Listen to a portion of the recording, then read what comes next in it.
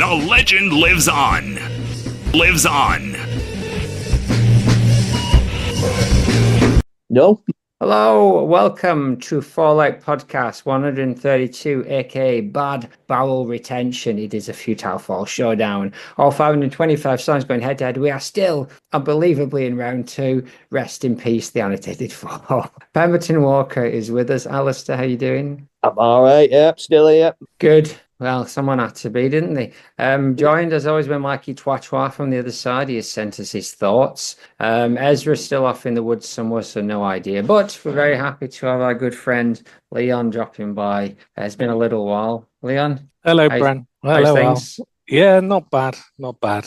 Enjoying the fall. As always.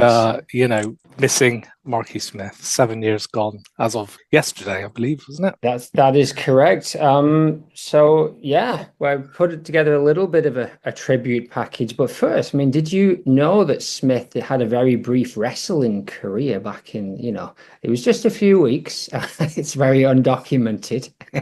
And but I managed to get an audio clip of the ring announcer kind of bigging him up. So let's have a listen. I don't know if you'll have heard this before. Alistair, were you even aware that he had a wrestling career? Oh, yeah. I mean, it's quite famous, really. The Brownies gig. Yeah, that's the one. All righty. Hey, listen up. You're about to witness the story of the one, the only, the man who wrote the rule book for chaos, the unstoppable force of nature, the legend himself, Mark E. Smith. You think you know about punk? You think you know about rock and roll?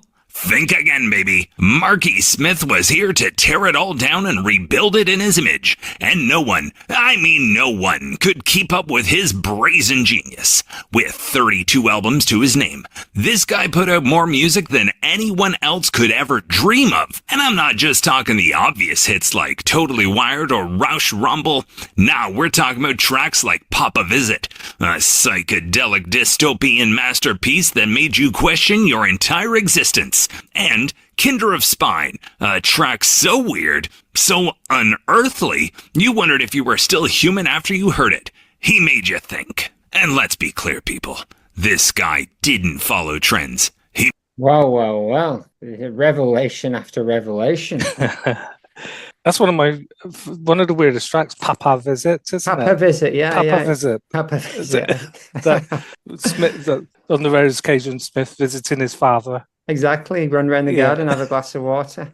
I think later the announcer goes on to claim that Smith turned down a knighthood, so I'm not sure how much of that we can take seriously. But anyway, I researched you a little bit earlier, Leon, and asked if you had a track particular that was kind of MES adjacent, what did you suggest? Candy Corn by Captain Beefheart and the Magic Band. Despite it being one of my favourite tracks of all time, it always reminds me of The Fall and Marky Smith. I don't remember him ever mentioning that track particularly. Obviously done Beat of Bones off of Strictly Personal. Yeah. I just think you can hear the bare bones of The Fall in that music, from that period of Beefheart, really, before he goes completely batshit with sort of Frank Mask, but he's still not quite the kind of that old soul and blues influence. It's got that sweet spot in between where it's a psychedelic noise. It's lovely. Yeah. Candy Corn. Yeah, Candy Corn is great. So I'll play that, and I'm going to play Blind Man's Penis by John Truby, which he played on that Adam and Joe thing, and Tev Falco's Panther Burns, the Bourgeois Blues, which the Fall is clearly indebted to. Alistair, your suggestion, what did you bring to the table? Well, I didn't, but since we're talking suggestions, I'll go through anything by Pinky and Perky for a bonkers. You told me you wanted Mother Upruff by Can like 2 minutes before we started. No, that's too sensible, that. Well, I've done it now. Can't mess me around like that. At least it's not Frank Sidebottom. Exactly. Anyway, let's have a listen. Let's relax and just enjoy some tracks that maybe the chap himself might have put on his turntable. First, the obligatory Japanese adverts. That's what we'll come for.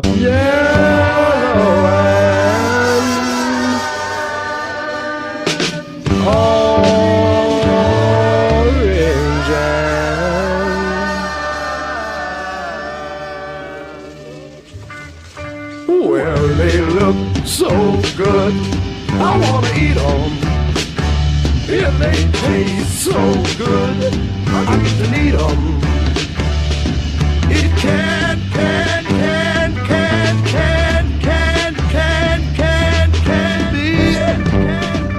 candy.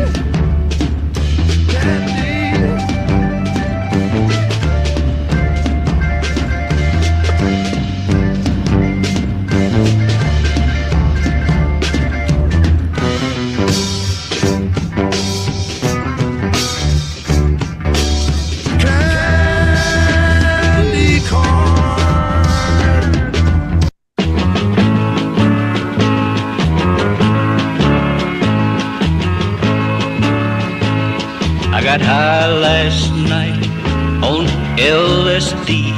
My mind was beautiful, and I was free. Warts love my nipples because they are pink. Vomit on me, baby, yeah, yeah, yeah. A blind man's penis is a wreck because he is blind. It's a wreck because he is blind. A blind man's penis is a wreck because he's blind. It's a wreck because he's blind. Let's make love under the stars and watch for UFOs. If little baby Martians come out of the UFOs, we love them, yeah, yeah, yeah.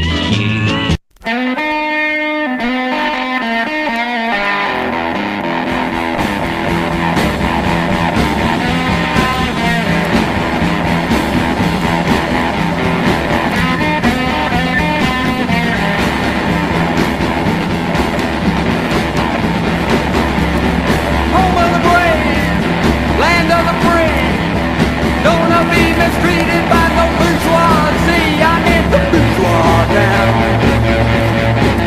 I'm in the bourgeois town. It's the bourgeois blues. Spread the news all around.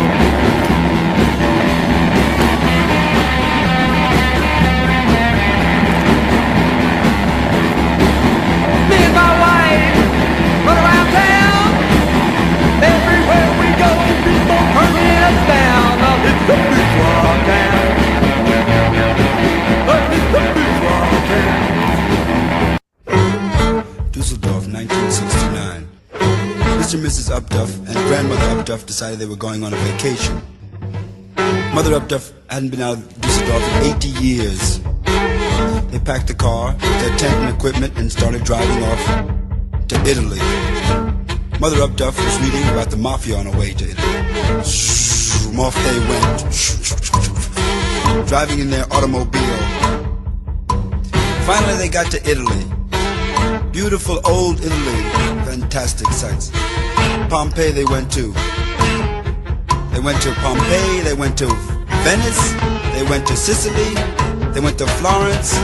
Their final stop was Rome. Off to Rome.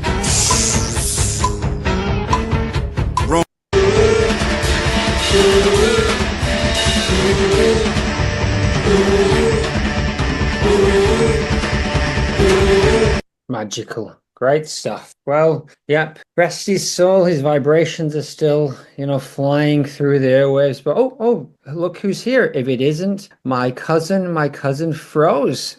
What are you here for, Froze? I'm also currently grumbling about the fact that I had to say something, but I felt like I should. I felt like it was my place. What, to say something about Mark E. Smith who you hate? Go on then. Mark E. Smith, 7 years gone, frontman of The Fall, writer, thinker, drinker, the only man who could talk absolute bollock and have it sound like scripture. Not true.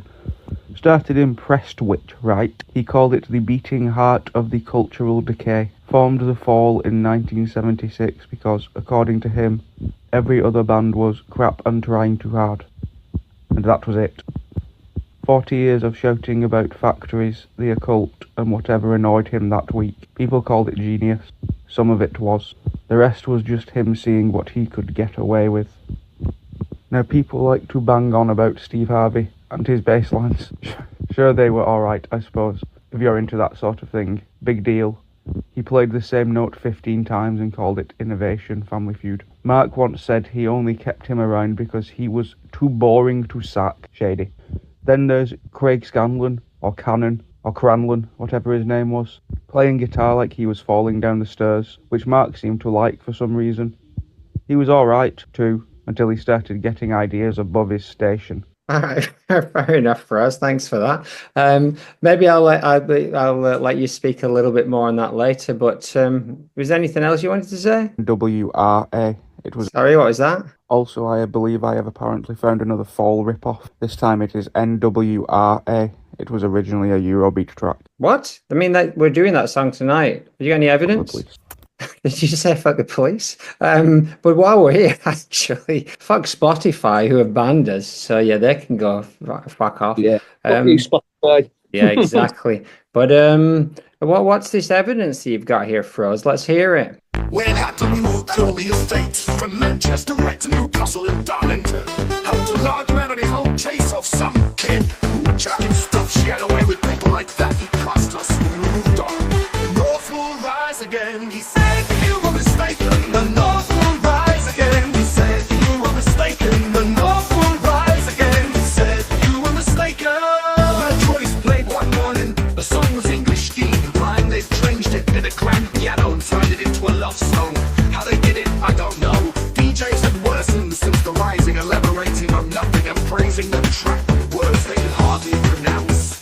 In telephone voices, the North will rise again. He said you are mistaken. The North will rise again. He said you are mistaken. The North will rise again. He said you were mistaken. I was mad and laughed at the same time. The WG government had brought over large yellow trains on Teesside docks in Edinburgh. I stayed on my own a few days, wandering about in the pissing rain before the QN hit town. Joe Total, the yet unborn son. The North will rise again. North will rise again. Well, for us, that is damning evidence once again. Leon, have you ever heard that? Yeah, no, it's a banger now, isn't it? It's quite catchy. It's very catchy. Is this the AI future we've been promised? I couldn't possibly comment on that. But Froz is gone. He's gone. Obviously, he's a very wily character. Can't account for it. We don't know where it's come from. But no, yeah. I think the only thing that I think could possibly be a loophole in his claim that the Fall ripped this song off is that it doesn't sound like it was made before. Trapped behind the Iron Curtain until now, I think. Probably. It sounds like his maybe sort of Eastern European origin, perhaps. Do you think? Possibly, but questionable whether it was done before 1980. But you never know. Anyway, thanks for us wherever you've gone off to. But enough of this nonsense. 7 years gone, but that shouldn't stop us. So shall we crack on with the first track of the evening? The NWRA, the real one, the best one. Oikos. Nuggets.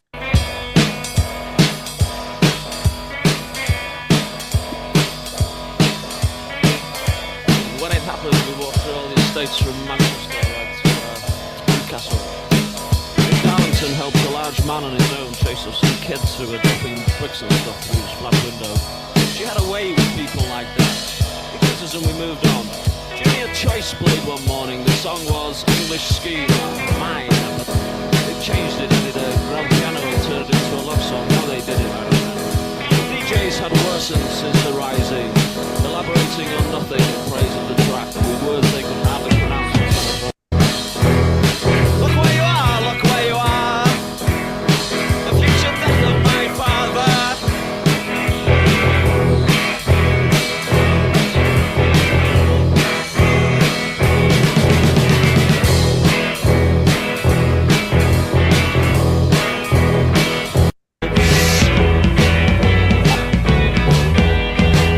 TV show Sam Chippendale. I no conception of what he's made.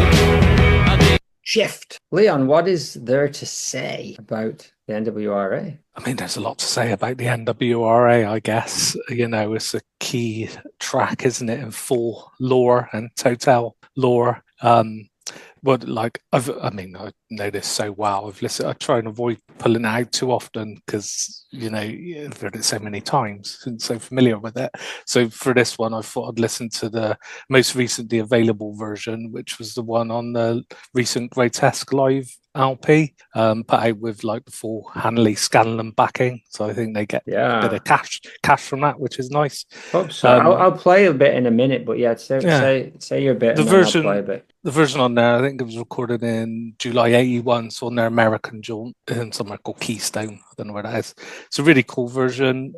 Smith switches the verses around a bit. He kind of starts halfway through the track and then goes back to earlier verses. Massive snare sound. The guitar's got the kind of sitar-like tone, which I think is probably Scanlon, and there's like the bass is like a humming modal sound, so it's got a kind of drony feel to the whole thing, noisy drony feel, which is really cool. Kind of isolationist, isn't it? The whole theme of NWRA, I guess, but also kind of self-deprecating as well. It's like, even if we were to get what we wanted, we'd fuck it up sort of scenario. The live version got a perfectly timed switch at about 7 minutes or so. So it was great to hear a good timed switch. The version on America as well, the switch is fantastic. Love the verses where like expose the ugly undercurrents of the participants in there with their bees on sticks and ostrich headdress, face a mess covered in feathers. All of that is wonderful stuff. And I like the whole kind of vibe of this track. It's like a Batley Variety Club kind of warm-up band vibe with MES is some kind of anti-shaman, in the middle of it all, recounting his tales. Wonderful track. It's amazing. I mean, it is definitely right up the top of my fall tunes. And the only thing that I think might hamper it in this competition, it goes further on, is because it's much more like a spoken word story and far less like a song. But we'll wait and see whether that deters us. What does Max think? Max says, NWRA. Oh, that Tony E is a right one. It is a little bit clunky musically, but it weaves a terrific tale, which I always thought would make a great movie. I'll come to you in a second now, but I may play a little bit of the live version that Leon just mentioned, because it is a stormer, and it is good to see that they've put this stuff together, and this has been coming out. I think it's Barry Riley who pops up very frequently in the fall online stuff that's been helping them, unless I'm mistaken, and that's cool. That's not the guy who wrote the book, is it? I don't think so, but he helps with the Facebook page or something. Like that. The book, the You Must Get Them All book, or that's the one. That's not Steve. Barry Riley, is it? No, that's Steve Pringle, and he came back on a little while ago, and that book's really, really cool. But I think Barry, when I was trying to put together the Luciani, him and a couple of other lads, the Pete Conkerton, I think a couple of us, had like the original pages, and they sent me some pictures of them and stuff. It's cool. So and it's great that, like you said, they're working with Craig and Steve and all the rest of them. Let's have a listen.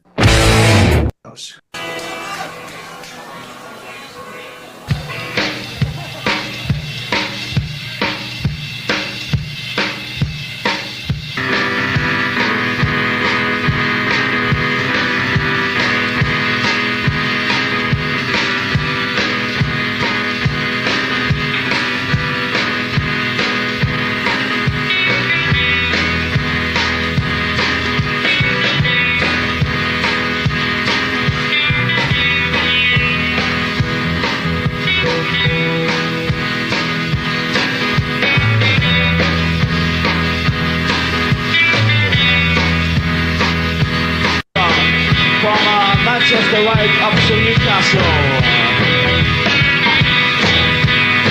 The Western government have brought over large yellow trains on Teesside docks. In Edinburgh,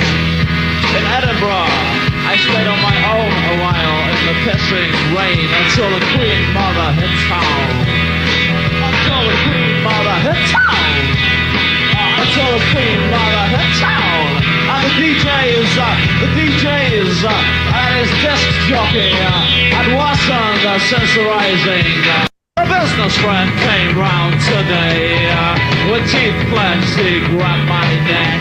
I threw him to the ground. Yeah, that's a good one. It's got definitely that loose, even more of a cabaret kind of feel than the original. Yeah, Yeah, it's a sweet nice. thing. I always wonder with the in those early days with those really big long narratives. I don't know if he was carrying the lyrics around with him as he did with later, but if he didn't, yeah, kudos to him for remembering that stuff. Yeah, Alistair, NWRA. We could talk forever, but tell me, what are your thoughts?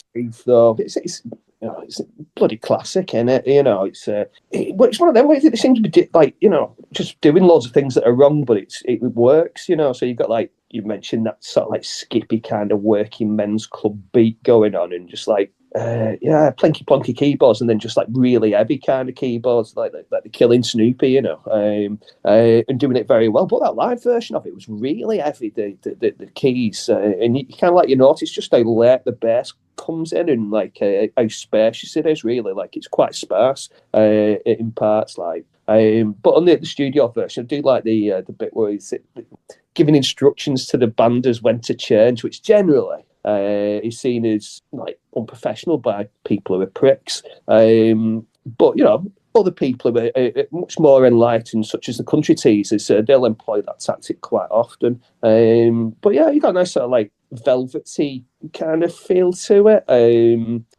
You could say a bit like at the end or something like that by the Doors as well at times, just because I think it's the length of it and the way it kind of like flows. But the stuff about the North Rising again in 10,000 years is a lot of cack in it. It'll be at least 20,000 years, and then it'll probably be revolting against some sort of like zombie alien invasion or something to make us get off our whining working class northern asses to do something about anything. But fair enough.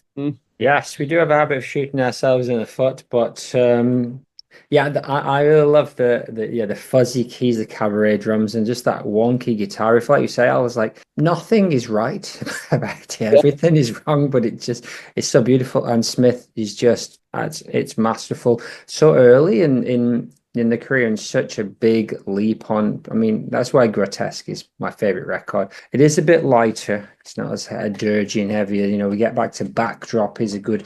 You know, it's interesting that pops up in the same random set of 6, because that's almost like the anti NWRA. But we'll get to that later. But yeah, it's light. But it's heavy in its place, and that just idea of like it's just vamping, and then the bass is just hammering you with like one note for like the first 5 minutes is just one note, and then they shift into this kind of kind of kazoo based cabaret kind of jaunt towards the end, and I was asking myself at what point, you know, to what extent were the band following the intensity of the narrative, and from the versions I've seen, not at all. They're not. There's no suggestion that they're actually playing anything that actually goes in line with Smith's story. But yeah, I mean, you might think otherwise. Yeah, it's probably the other way around, if anything, isn't it? Deliberately trying to underplay it.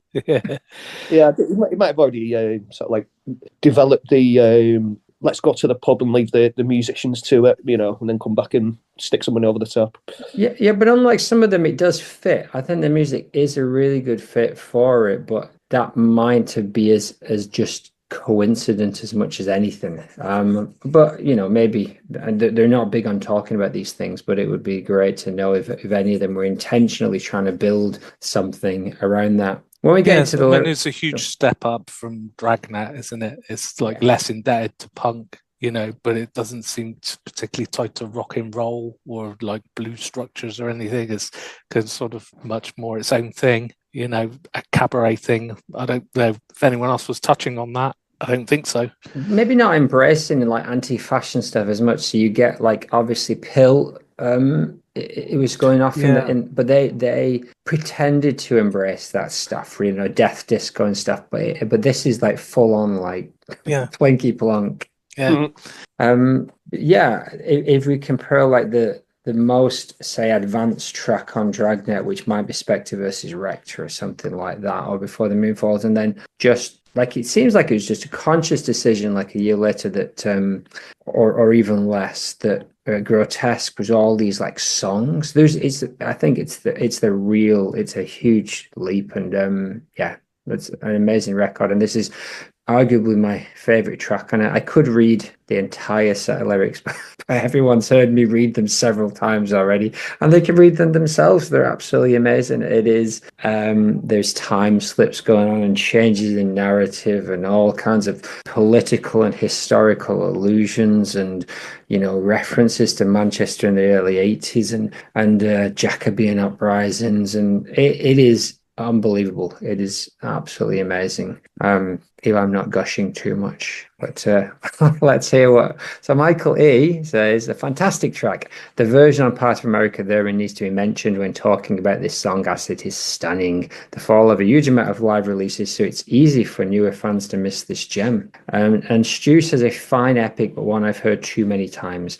One of the few tracks by the Fall group which I think works better as a written document than a song. It's interesting, and I now admire more and enjoy some damnifying drum work. I don't disagree, and I think that's why that kind of cheesy Euro beat thing still kind of works, because it's just an interesting set of lyrics, and you can do more or less anything with it. As if we have time, I will show you later, because there are several more genre versions of the NWRA. But that's not to underplay the music and how amazing it is. So yeah, spot on. Whatever it's up against, and I haven't looked, whatever it's up against has its work cut out. Yeah, and obviously Mark Fisher wrote a big bunch of stuff about NWRA. I mean, I'm hoping it gets further and I can spend a return to that a little bit more, but a rabbit hole for sure. Anything else to add, or shall we move on to what it is up against? Yeah, cracking. Yeah, it's going. It's up against Entitled, the B-side of Hey Luciani, which would make it 1986, I think. I'll have to check. 87, I reckon. 87. You might be right. Could well be. Let me have a look. I will listen.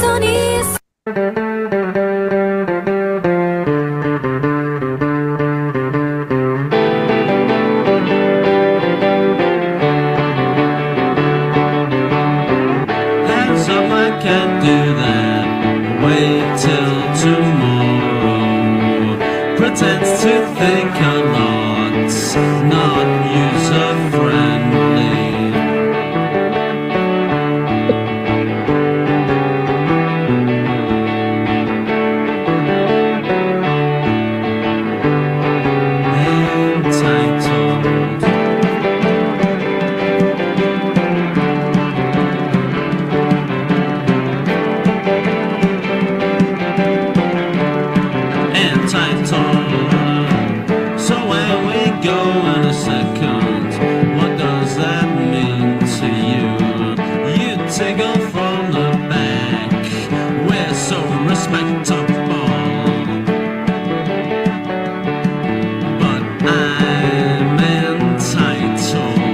At the end, because it reminded me a lot of something.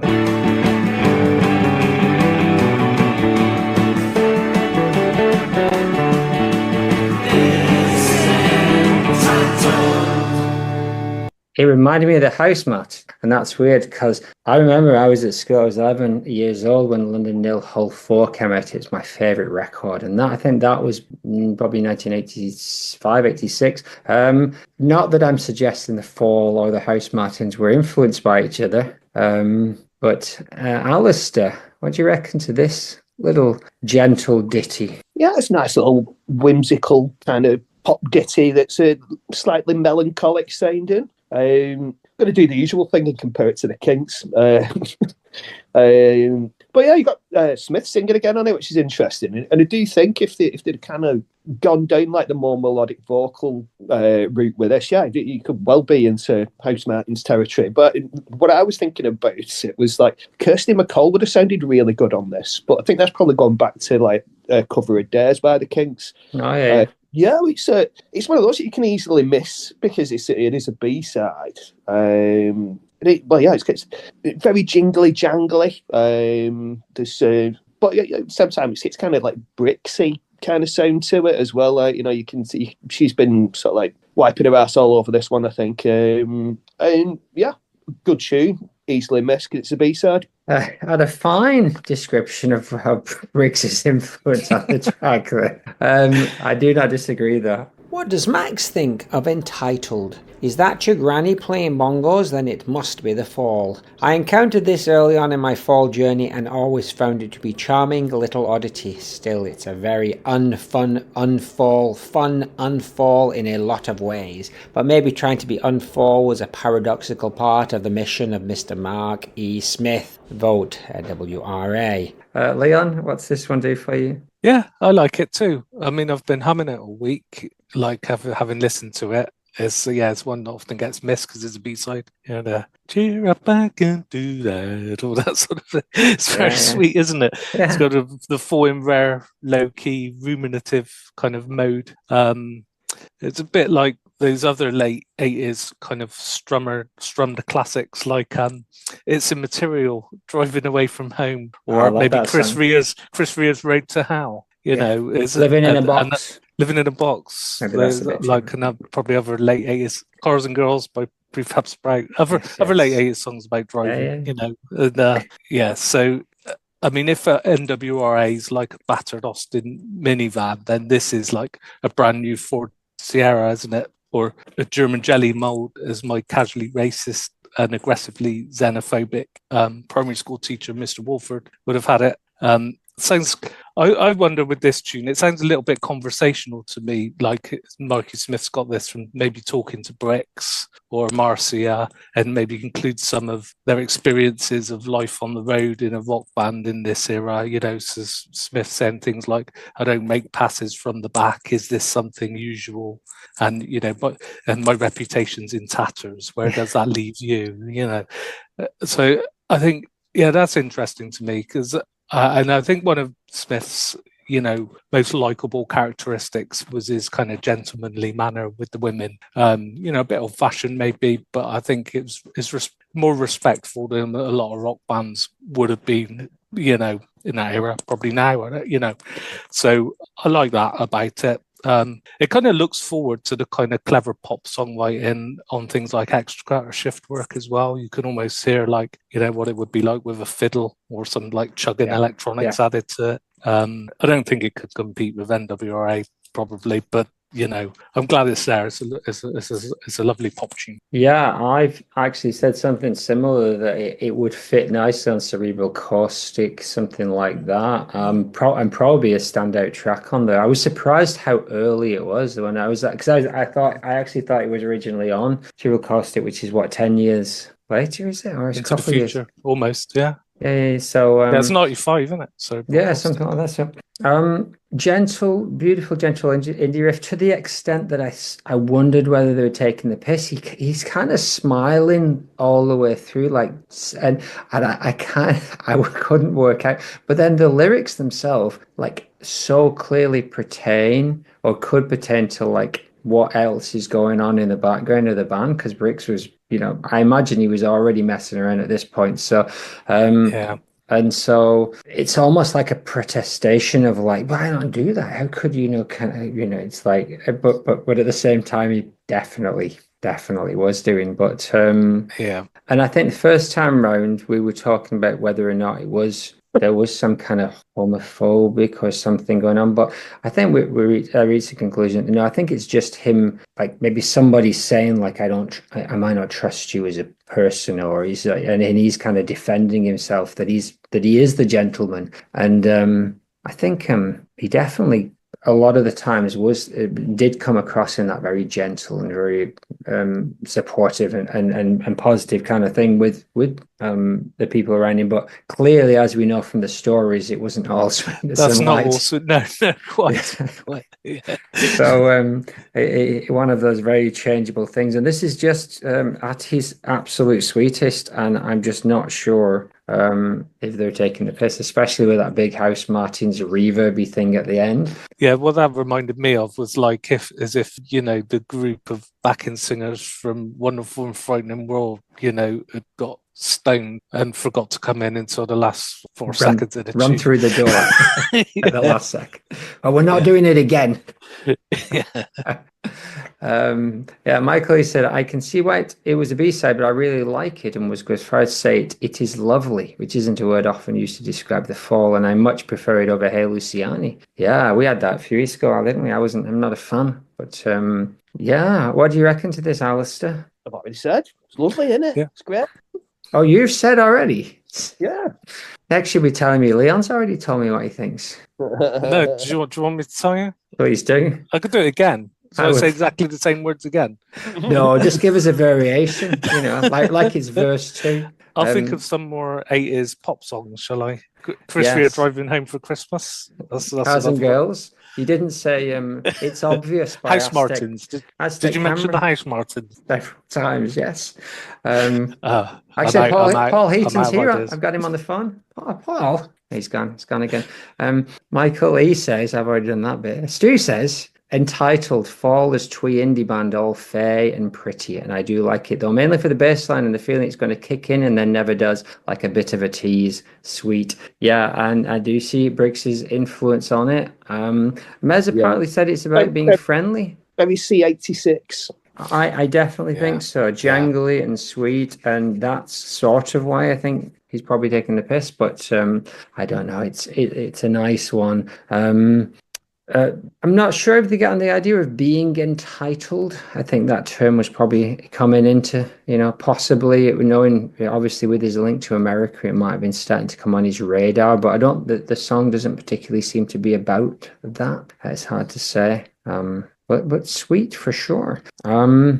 Lyrically, not much to write home about, I think, but all in all, sweetness and light. Leon, which way are you going? NWRA. I think it's just too big a tune for titles. However sweet to knock it out. Yeah, I'll tell you somebody who doesn't think that, although he clearly does. Is just being a shithouse. Miss Stewart, who's given NWRA 2 and entitled 2.2. Well, whatever. I think he's done the percentages to know that he can do that. Alistair, do I even need to ask you? I'll vote for the Northwest Resistance Army. Exactly, as will I, and as will Michael E. So it's easy, it sails through, and only one voice, mad voice of dissension, is standing up against us. Let's have a listen to next. We are heading to much later in the day to a song called Wise Old Man from, I don't know, I'll have to have a look, but it was quite late, wasn't it? 2016, 2017, maybe even. Might have been a bit earlier. Bloody guessing. Should do my homework. It's not that hard, is it? To have a look. I think it's kind of, was it post-sublingual, but pre-New Facts Emerge? Somewhere in that. Is it the one with All Leave Cancelled on it? Because that's the last one. That's the last thing that Eleni did with him, I think. So last single, isn't it? Yeah. Yeah. Alrighty. Let's have a gander. If you're texting a girl, you really... Oh, wow.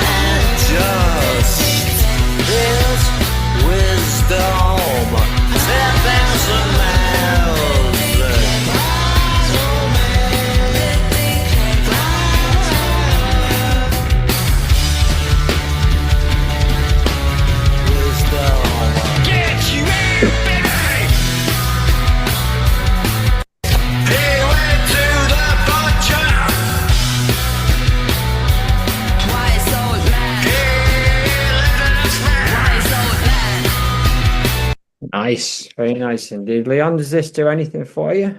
I like it.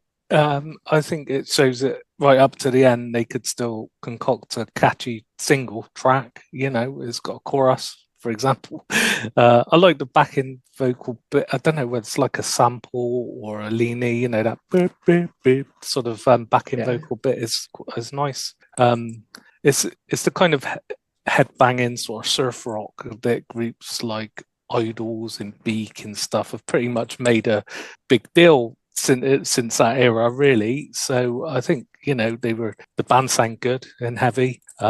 Probably, you know, that sort of stuff might be coming to a bit of an end now, but it's you know, it's good for a few years. It's a funny tune, like the Wise Old Man. You played that bit, went to the butchers. That cracks me up, but it's just taking the piss. I know. Like, there's often suspicions of Smith's vocals being like copied and pasted in, you know, and sometimes that's quite apparent. But I'm not sure on this track. I can't. It's not obviously. So maybe we're doing him a bit of disservice, and he still had, you know, the ear for and the instinct for a banger and where to put his vocals in there. It's I think it was the right choice for a single. I prefer the Flip or Leave Cancelled with this kind of, you know, darker tones and stuff, but I think, yeah, it's not, you know, there's nothing to be ashamed of in this tune. I don't think for late period Fall, and the lady bows out with a banger, so that's nice. Yeah, I think the rest of the songs on that kind of EP or whatever, we could get by without them. Most of them are covers or live or whatever. So I think that would have been an absolutely awesome single. Wise Old Man with All Leave just Cancelled. 2-track single. Yeah. Would have been I agree. Top tier. I really like it a lot. I think in terms of just straight up rock, which they, you know, and I think it's the lads playing to their strengths, and I think Smith's on board. Everyone seems to be having a good time, and it's a really good tune. And it reminds me, it's like at the door of pubbiness, but it's much more like getting into kind of stuff like Uriah Heep almost, and stuff like that, like heavy 70s kind of rock done really well. And yeah, they're surprising. The more I've listened to it, the more I've got on board with it, and I think it could have got a bit heavier. Could have been produced with a, you know, a very heavy, very humble. You know? Yeah, it's like that proto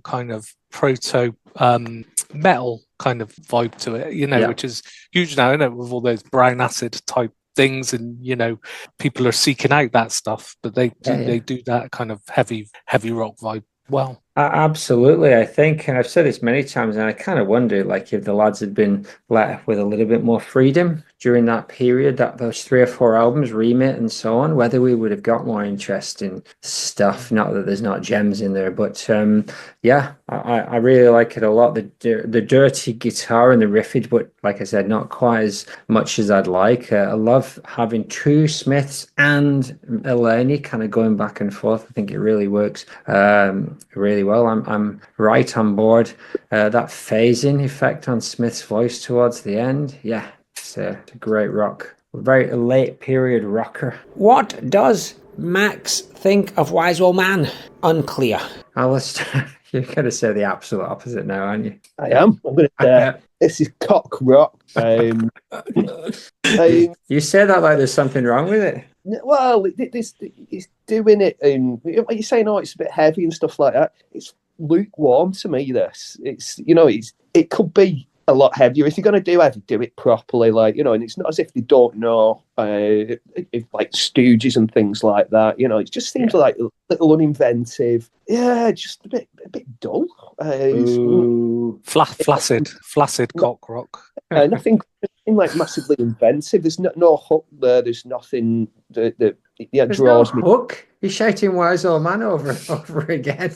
Yeah, well, that's all right, you know. But there's no sort of, like, nothing that get me an earworm developing from it, like unlike various other songs like we've done today already, you know. Like Totally Wired, the only Fall song you like. Say that again. Totally Wired. You just love the hits. You're just the hits, man. I might be. Yeah, you're right. Favourite album, greatest hits. Anything after 1983, rubbish. Anyway, entitled to your opinion, wrong as it is.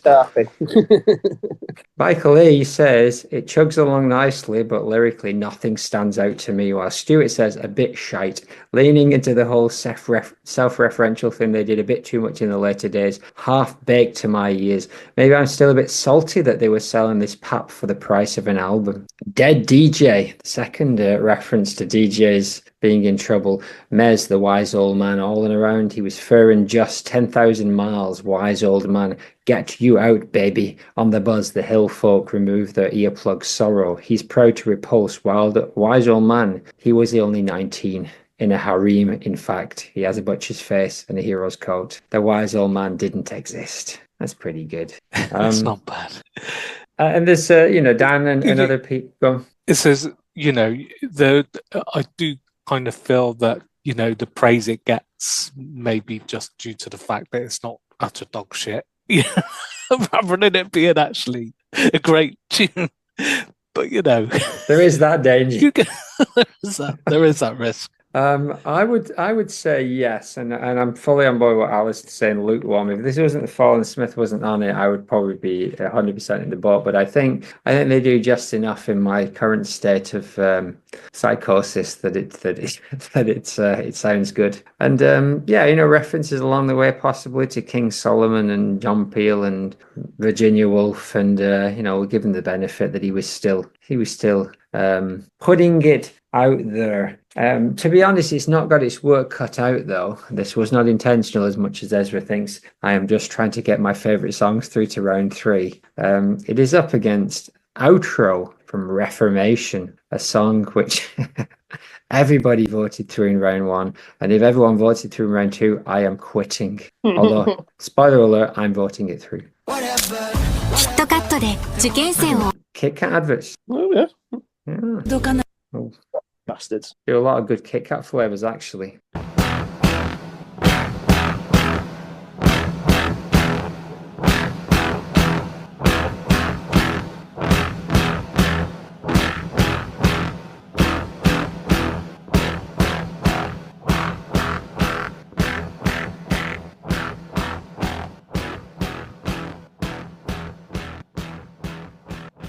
What does Max think of outro? Get outro of this contest. Vote, wise old man. Nice little sound there at the end. I'm going to defer here to Michael E, who says, didn't MES insist on adding this due to some superstition over track numbers on LPs? Leon, anything to add to outro? I believe one of only 2 outro tracks. Do you know what went out to outro in the first round, Brandon? I believe it was. Has that been lost to time? I believe it was Spectre versus Rector. Was it? Yeah. Excellent. I wrote Elastic Man. Yeah. I mean, I don't know. It's just a bit shy, isn't it? 36-second interlude. Just a bit of repetitive amp noise and a beat. Still one of the better tracks on Reformation TLC, I would say. It could, I guess, the only way you could improve it, and I'm surprised this didn't happen, was by extending it to about 10 minutes while Smith repeatedly said the same couple of lines, like, Das Bolt or mid-watch, that kind of thing. I'm surprised that didn't happen. It seems like a wasted opportunity, leaving this as it was. Could have just extended it and slagged the band off over the top of it for 10 minutes for having beards, that kind of thing.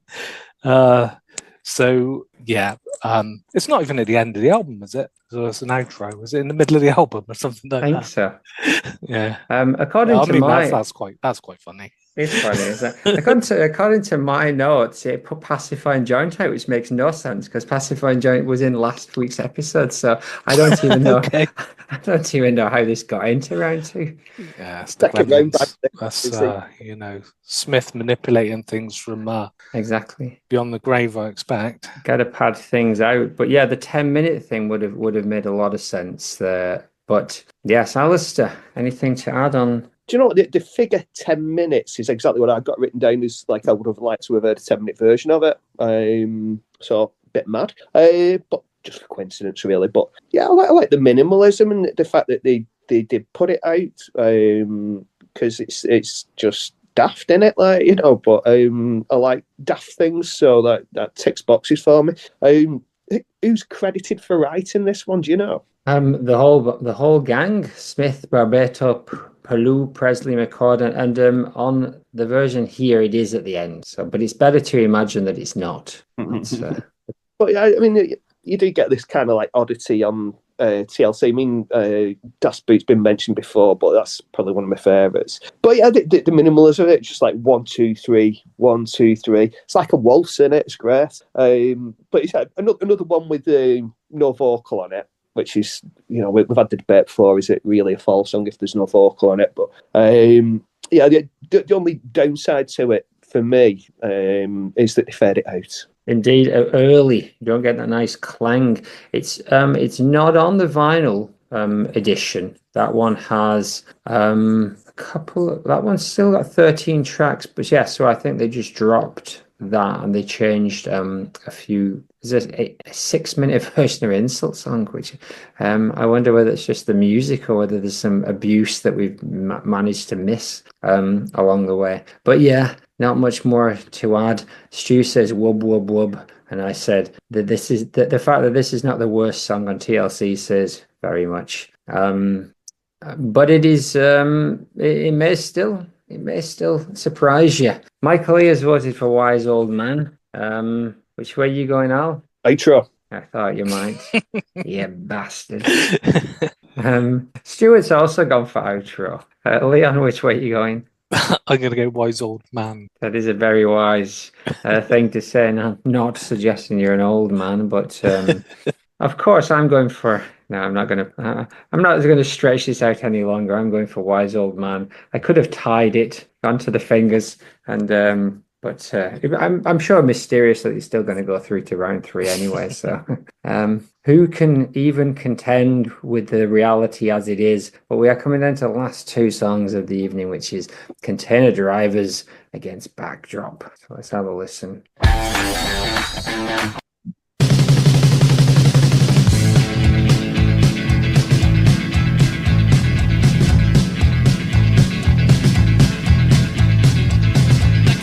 £8,000, they sweat on their way down.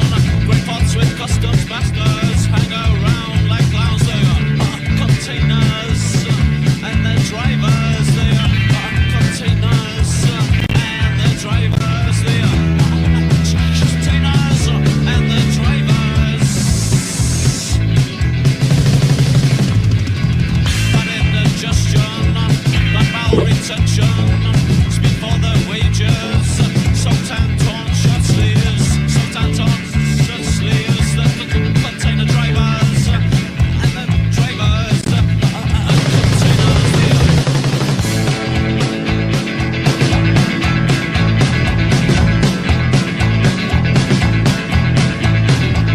They cap up by £8,000, they sweat on their way down. Great pots with customs masters hang around like clowns. They are containers and their drivers, they are containers and their drivers, they are containers and their drivers. But indigestion, back retention, speed for their wages. Sometimes torn shirt sleeves, sometimes torn shirt sleeves.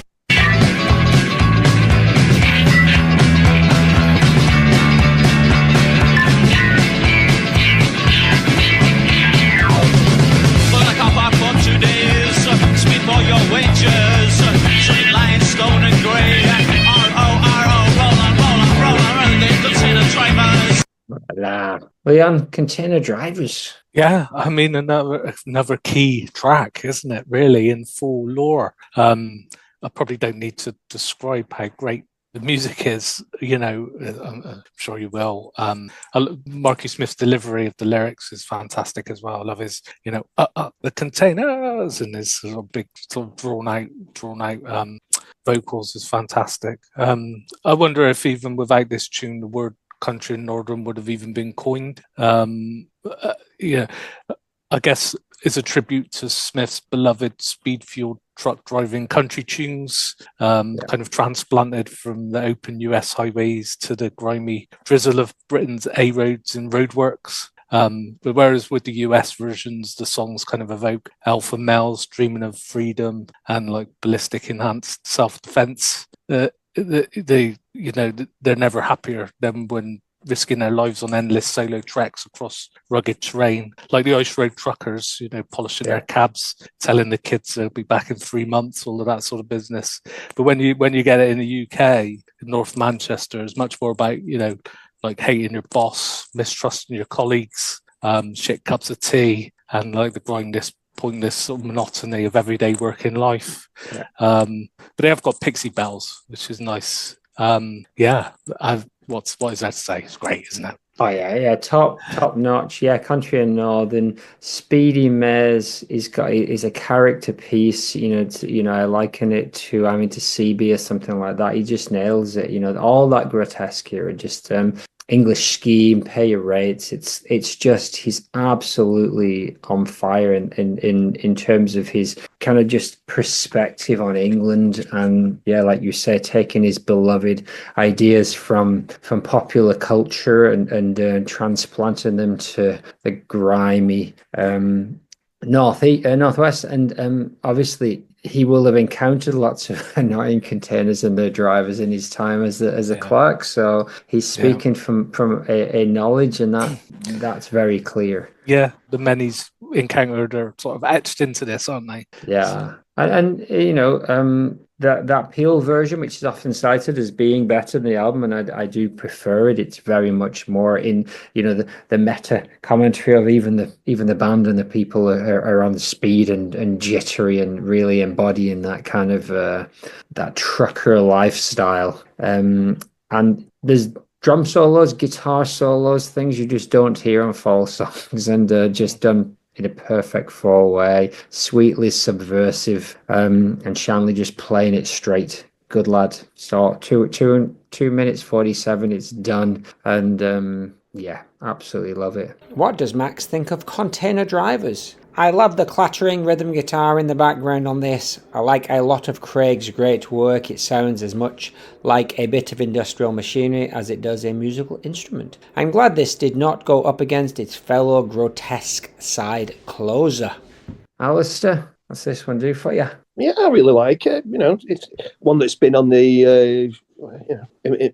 I've been aware of it for many a decade, as will be we both here. But yeah, it's like post-punk Chuck Berry kind of thing. You've got that killer fill in there that they start with, which I thought was banned in the Fall, because he's definitely hitting his toms on there. So there'll be a few £5 fines in there for Mr. Burns. But yeah, when that really fucked up, I'm not going to call it a lead guitar, but it's a non-rhythm guitar. It's a Scanlon, I think. When that kicks in, that's brilliant. There's some lovely discord in there that sort of really kind of rubs, the face in it. It's not what you'd expect on that kind of, with that kind of bass line, and with that kind of straight backing. Yeah. The rhythm section, which is dead solid, dead straight. And that was one of the things that I never used to like about it, but it had actually grown on me over the years. I thought it was, to start off with, a little bit overrated. And, there was other singles out there by the Fall, which, I'd much rather listen to than Container Drivers. But, yeah, it's a good one. And I can kind of get why Frank Skinner picked it on Desert Island Discs. There's some very good stuff going on there. I do like the cowbell. You don't use cowbell very often in the Fall, but when it was spots, he did it in this era. When with the two drummer lineup, it was employed a little bit more, but even then, it wasn't used that often. But yeah, great tune. Yeah, he's got a hankering for that cowbell, hasn't he? There.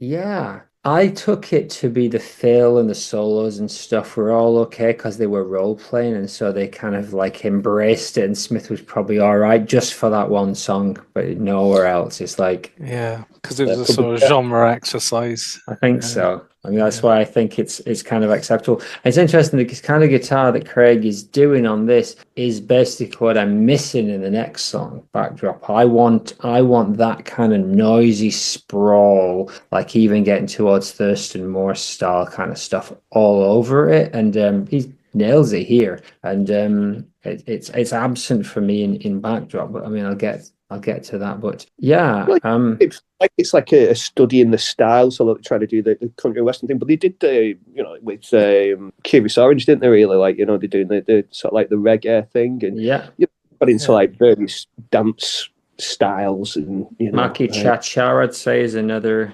starting to kind of like a bit of a genre exercise. Yeah, Bit it was like they were the ratio. Yeah, they weren't afraid to tackle other styles, I don't suppose. Well, end up sounding like a fool. Well, that's the thing, right? Entitled is it's a big left turn from if you just listen to Hey Luciani and Ben Sinister, it's like I guess it tests us to see whether we're acceptable to all these different things. If you're a Fall fan, you take what you're given, right? End of the day. What does Stu says? Not much better than this beautiful chug. It goes and it does the rock boogie thing with uttermost sincerity, and I'd feel it in my soul if I had one. The wiry guitar stabs are the icing on the wonderful speed-laden cake. Michael E says Superior Peel version was used on your playlist, but the grotesque version is great too. Is it kind of funny that MES only worked in an office in the docks for a few weeks and probably spent most of his time scribbling future Fall lyrics, but banged on about it for years? Ooh, it's salty today, isn't he, Michael? I think there's a bit more in Steve Hanley's book when Kay Carroll calls him out on this. Indeed. We all got a dream, though, don't we? Net cap of £8,000. The sweat on their way down. Report with custom bastards hang around like clowns. Their containers and their drivers. Bad indigestion, bad bowel retention, speed for wages, sometimes torn shirt sleeves. Look at a car park for 2 days. Look at the grey port for 2 days. Yeah, absolutely brilliant. And thankfully, the annotated Fall, rest in peace, points out that a net load weight of 40 foot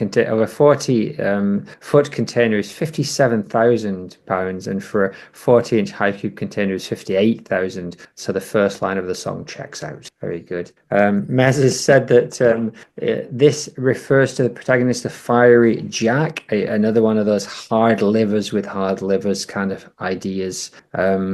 Yeah, splendid. I'm still not sure what the dig is. That the communist part-time worker thing, but we can't have everything, can we? But it's up against Backdrop, a song that only came out in live versions and as a bit of a lost Fall classic. So let's have a listen, see what we think.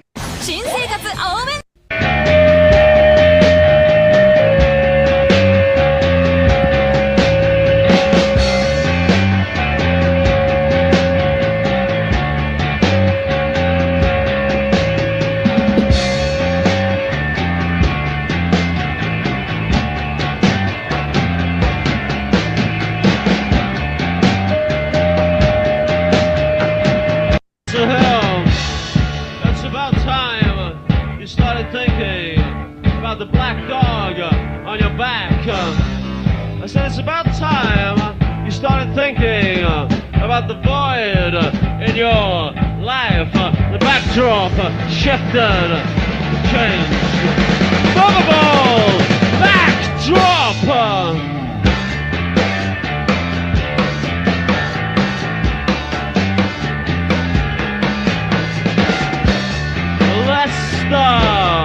YTS Inspector emerged from the corridor. The state subsidized cannabis haze. Ooh.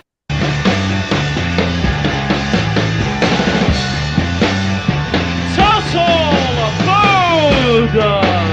And so it goes on. Leon, what does that Backdrop do for you? Yeah, great. I mean, every version of this is to be treasured, I guess, because there's not a huge amount out there. I like how, it justifies the two drummer lineup. I think this tune of a lot of their songs, you can see what the two different drummers are doing, playing together well, they're not just doing the same thing. I think as time progresses, the tune seems to get more sparse.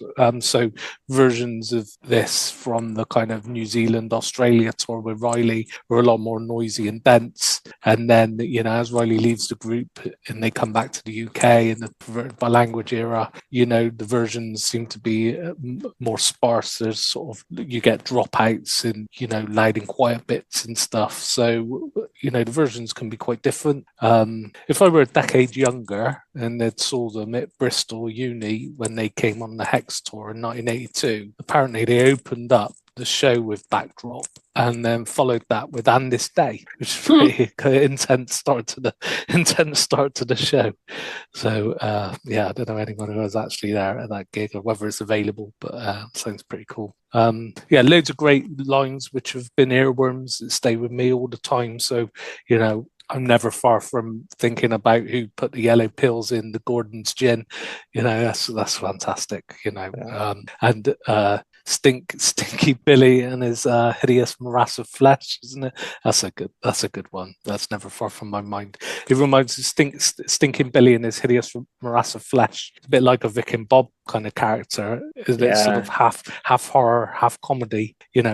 Or like maybe Frank Sidebottom, as well as sort of got that kind of surrealist northwestern vibe to it. I saw there's a Frank Sidebottom compilation out actually on Cherry Red, the best of or something. I was going to ask Al if it's worth getting, or whether all the references would go completely over my head being a southerner, But I'm not aware of it. Frank thing on Cherry Red. I'll have to check that out. I know you got the thing with absolute compact disc. This is called 3 CDs in a box.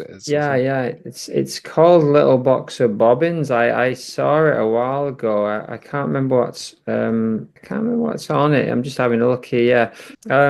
I mean, obviously, so I remember him as a kid, seeing him on the telly, and I do, but I haven't immersed myself in that world, So I know enough about him to know what the deal is, but I haven't. I feel like a deep dive might be worthwhile. It's funny. I think everyone will get it. I think if you're from a small northern town, you might connect more. But I don't know. There's something funny about it because he used to do the radio show on Piccadilly Radio, and that was much more. So he had Mrs. Merton. I think it was Caroline Aherne before she. So she was involved, and was she writing then? She was doing some of the writing for it. I'm not sure. He had a loose improvised feel. But they were definitely like very much just Frank wandering around in his shed and shouting at little Frank for 20 minutes, and Mrs. Merton's baby would pop up from time to time. That stuff, I'm like, you might not get that unless you're of a certain age from a certain place. Well, you got Paul there as well with Matt Riley, because he was Riley and Radcliffe. They were Billy and Barry Belly in the light entertainment wing in Strange-Way Prison. Yeah, something for everyone, really. Brilliant. Yeah, Stinking Billy and his hideous morass of flesh.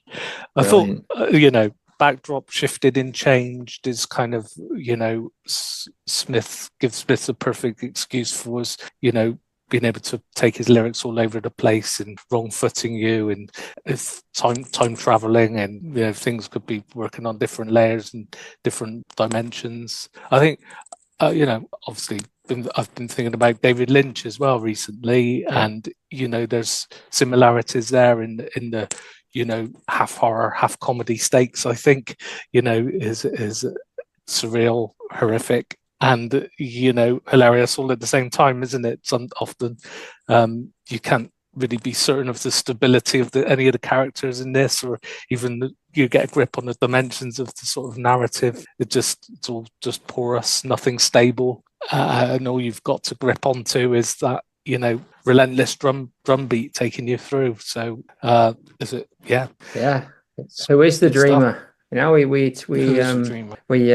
We we spent a bit of time last week talking about Lynch and Smith, Okay. so I'll put that out in the next couple of days. Because Dan, who was on, he's a professor of media studies as well, so he knows his stuff, and it was really fun to get his kind of take on it. And we obviously threw our bits in, and it was yeah. And I've been watching Blue Velvet and a few others this week, and yeah, that dark undercurrent absolutely fits with this kind of like that tone.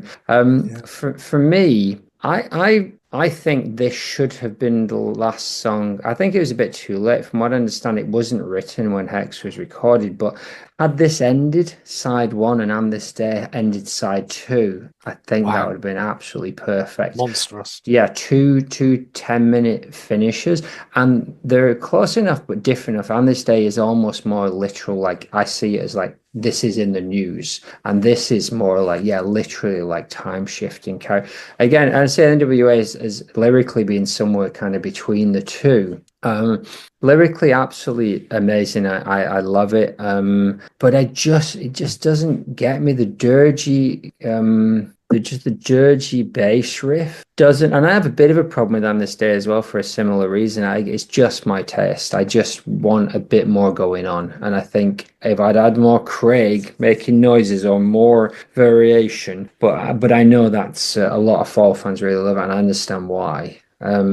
But for me, lyrically, yeah, and MES, but I need a bit more going on. Boo, says everyone. But what does Max think about Backdrop? Very unusually for a song from this era, this is the first time I've heard it. I think it gives us a good feeling for what TMF Live was like around this time, but I can see why it never made it onto any albums. Although as a jam around a single repeated bass line, it's actually very similar in style to their output in the final 10 years. Do some lyrics from this crop up in Bournemouth Runner? Vote Container Drivers. Thanks, Max. Alistair, what do you make of this song? I can see where you're coming from slightly with that. I mean, I think it sounds a bit like work in progress, but it's still very enjoyable all the same. On this recording, vocals seem a bit loud for my liking, but that's me. But I do like the tonal guitar and the two drum jamming, a solid bass line. There's a lot to be said in its favour, and it progresses really well. Like some of the drop down bits get odd in a sort of like a way that reminds me of like Iceland, where they're doing the kind of like ambient guitar vibe to it.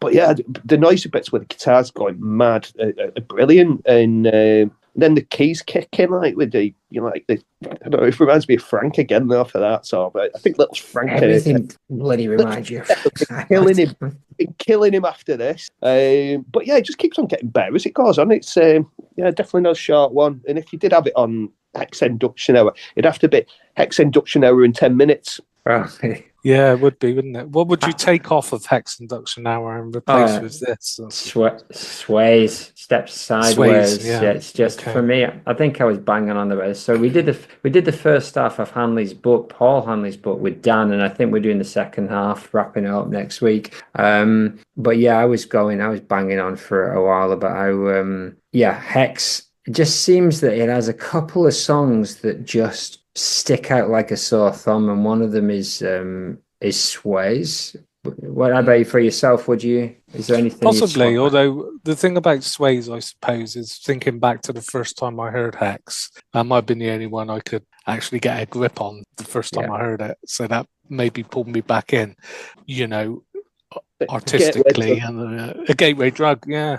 I don't know. It could be more putting backdrop in there and taking out some of the lighter material would make it even more dense and impenetrable, wouldn't it? There'd be nothing there'd be no light at all if you took out step Sways. You're going from so side 2 is basically, I think, and move something else over, but you've got Winter, who makes the Nazis Iceland, and On This Day as the second side, and you've just come out of Backdrop. It's like it's just pummeling. But that, I think that for it would please a lot of people, for an hour of Hex inductions, it's like I don't need Mark Riley dancing and singing all over it. I want to be pummeled. It's supposed to be an assault on the senses, isn't it? From the front cover onwards, you know. Yeah. Absolutely. Yeah. The Leicester YOP instructor emerged from corridor as state-subsidized cannabis haze, moved reptilian in its all-leveling routine. I said to him, it's time you started thinking about the black dog on your back. I always thought that was a bit on the nose for Smith to refer to like the black dog, the void in your life. But I guess that maybe that work in progress thing, and he might have phased out at some point, but he didn't. I mean, he kept it all the way through all of the versions. 1902 Metropole, the Yorkies, Ripley York, shifted and drifted. Yeah, again, he's kind of touching back on some of the themes that pop up in NWRA. And it kind of makes sense as it goes into perverted by language as well. It wouldn't be massively out of place on there, although it is a little bit dirgy and heavy, but it's a good track. I get why it didn't get on the record, but it is a bit of a puzzle. So many people liked it, so I really would like to know if there was a logic behind it. I think with the black dog lyric, though, it was done better in the thick of it, where it was referred to as the black dog humping your leg and shitting in your duvet. Indeed. Yeah, lots and lots to unpack there. Well, what do the chaps there, Michael Lee? We never got a studio version, but that can be down to that can't be down to the quality of the track, since it is a fine one. The version of Fall in a Hole was the only one I knew for years, so that is seared in my memory as the best one. While Stu says one of the few that are actually better than that, a magical and unholy pummeling, that fucking bass line and the pummeling drum combo just going around and around while Ringmaster Wordsmithery expounds on something I don't understand but feel. Sketches and glimpses in some form of episodic told through different historical periods. Who knows? This is one of the stylistic pinnacles of fall mastery, sadly to be abandoned soon after this. Maybe a lineage from NWRA. That's nice. Yeah, he's got a way with words, hasn't he, Stuart? He's been making some very nice tunes this month as well, so keep up the good work, young man. And yeah, but let's have a look. Which way are you going, Alistair? I'm going to go for backdrop. I prefer what's going on with the drums and the bass. So it's going to be a tight one for sure. Michael has gone for Container Drivers. Leon, which way are you going? I'm going to go Container Drivers, I think. I just think it's just more complete of a piece than backdrop. I love them both. Yeah. Yeah. I'm torn in the sense that there's not many things that sound like backdrop, and I think we've already put On This Day out and a couple of other more dirgy long ones, but I don't think that's enough for me to justify putting it through, because I just love Container Drivers. I think it's an awesome tune. But then again, we've got quite a few of those kind of lighter, kind of story ones, but I'm going for Container Drivers, whereas Stuart has gone 2.9 for Container Drivers and backdrop 101.1 points. So, but still, it's not enough to sway it, and therefore we round it out with NWRA, a wise old man, and Container Drivers, and backdrop has to scuttle away into the background. And there it is. That's all she wrote. Leon, thank you very much once again. It's been a pleasure. No worries. Good stuff. Indeed. Hopefully we'll see you back soon, should we ever reach round 3. You never know. It's possible. You never know. Yes. I'm going to finish up with yet another version of NWRA that Froze has sent us. But feel free to go on your merry way, gentlemen. Alistair, if all goes well, we'll be meeting up with Danny to finish up the Hanley book next week. And we shall take it from there. All the best, Thank you, gentlemen. Lads. Bye-bye. Thank you. See you again. See ya. When it happened, we walked through all the estates from Manchester right to Newcastle. In Darlington helped a large man on his own chase off some kid who were chucking stuff. She had a way with people like that. He cussed us and we moved on. The North will rise again. He said you are mistaken. The North will rise again. He said you are mistaken. The North will rise again. Junior Choice played one morning, the song was English Scheme. Mine, they changed it and did a grand piano and turned it into a love song. How they did it, I don't know. DJs had worsened since the rising, elaborating on nothing and praising the track with words they could hardly pronounce. In telephone voices, the North will rise again. He said you are mistaken, the North will rise again. He said, you are mistaken, the North will rise again. I was mad and laughed at the same time. The WG government had brought over large yellow trains on Teesside docks. In Edinburgh, I stayed on my own a few days, wandering about in the pissing rain before the QM hit town. I'm Joe Telltale, the yet unborn son. The North will rise again, not in 10,000 years. Too many people, cowards and criminals, and government crap. The North will rise again. The North will rise, the estates stick up like stacks. The North will rise again. You are mistaken, friend. Look where you are, the future demise of my father's shift. Tony was a business friend of RTXVA and was an opportunist man. Come hear my story, how he set out to corrupt and destroy the uprising. The business friend came round today with teeth clenched, his blue shirt stained red. The North will rise again. He said, you are mistaken, friend. I kicked him out of the home. Too many people, cowards and criminals, and that government pap when all it takes. But out the window, the road, there were men with bees on sticks. The fall had made them sick. A man with butterflies on his face, his tattoos were screwed. The streets of Soho did reverberate with dizzy Highland men for covered and dead. The North had rose again, but it would turn out wrong. The North will rise again. I'm Jay. So our total dwells underground and away from sickly blind, with ostrich headdress, face a mess covered in feathers. Orange red with blue-black lines that drape down to his chest, body a tentacle mess, and light blue plant heads. TV showed Sam Chippendale, no conception of what he'd made. The Arndale had been shop staff, security guards from moving escalators.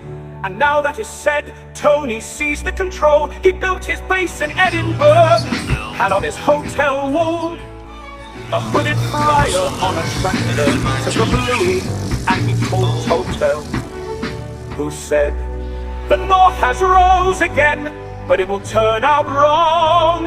When I was in cabaret,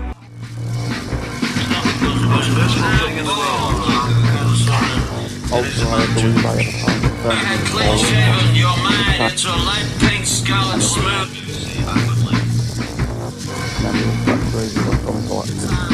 Whether he fired you or not, Martin Smith was always there. He always did.